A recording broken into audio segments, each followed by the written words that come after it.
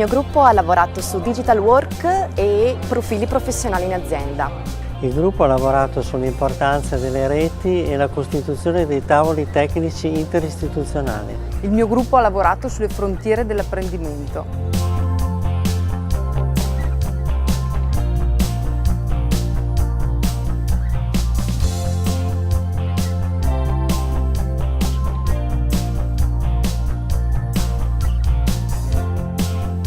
È l'occasione per cominciare un cammino insieme agli altri soggetti che si occupano di alternanza, quindi la scuola, gli studenti, le famiglie e le aziende.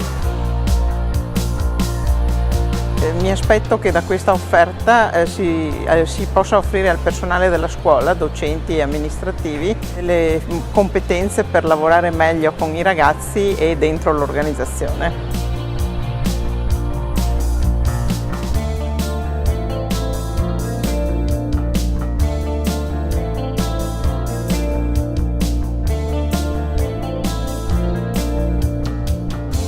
Credo che questi 3 giorni siano sicuramente un punto di partenza, penso anche molto interessante come modalità lavorativa.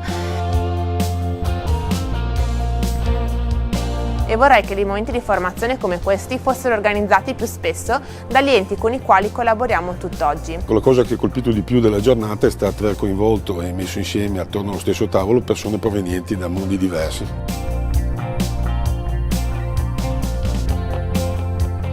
L'idea che la scuola non è sola e che la scuola si può aprire al territorio e nello stesso tempo ricevere dal territorio supporto e sostegno.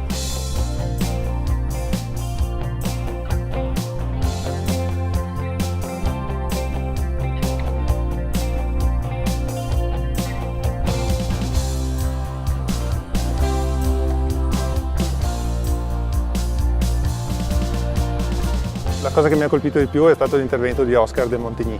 Credo che il fare rete sia la strategia corretta per farci trovare pronti e vincenti. Mi porto a casa la voglia di fare. Mi porto a casa la fiducia verso un cambiamento positivo.